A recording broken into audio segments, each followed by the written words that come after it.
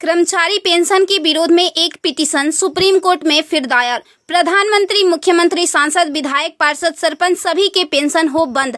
अब विधायकों, सांसदों की खैर नहीं। सुप्रीम कोर्ट में एक जनहित याचिका दायर हुई है। इसे आपके आकलन के लिए भेज रहे हैं। प्रिय सम्मानित भारत के नागरिकों, आपसे इस संदेश को सुनने का अनुरोध किया जाता है और अगर सहमत है तो कृपया अपने संपर्क के सभी लोगों को भेजें और बदले में उनमें से प्रत्येक को भी आगे भेजने के लिए कहे। 3 दिनों में पूरे भारत में यह संदेश होना चाहिए। भारत में हर नागरिक को आवाज उठानी चाहिए। 2018 का सुधार अधिनियम। सांसदों को पेंशन नहीं मिलनी चाहिए क्योंकि राजनीति कोई नौकरी या रोजगार नहीं बल्कि एक निःशुल्क सेवा है।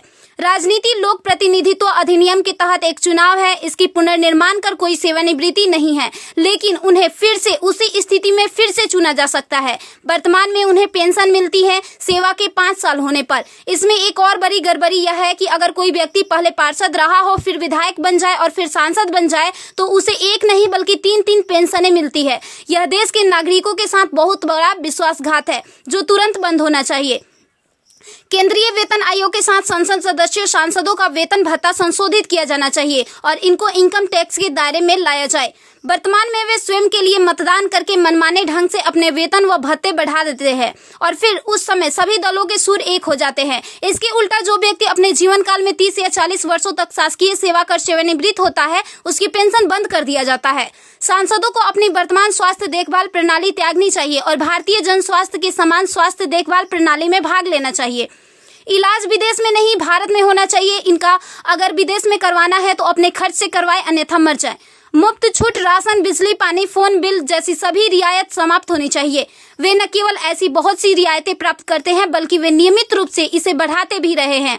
अपराधी नेताओं को चुनाव लड़ने से रोका जाए। संदिग्ध व्यक्तियों के साथ दंडित रिकॉर्ड, आपराधिक आरोप और दृढ़ संकल्प अतीत या वर्तमान को सांसद से प्रतिबंधित किया जाना चाहिए। कार्यालय में राजनेताओं के कारण होने वाली वित्तीय हानि उनके परिवारों, नामांकित व्यक्तियों, संपत्तियों से वसूल की जानी चाहिए।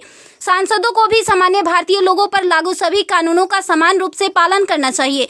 नागरिकों द्वारा एलपीजी गैस सब्सिडी का कोई समर्पण नहीं जब तक सांसदों और विधायकों को उपलब्ध सब्सिडी, संसद कैंटीन में सब्सिडी वाले भोजन सहित अन्य रियायतें वापस नहीं ले ली जाती। संसद में सेवा करना एक सम्मान है, लूटपाट के लिए एक आकर्षक कैरियर नहीं। फ्री रेल और हवाई जहाज की यात्रा सुविधा बंद हो।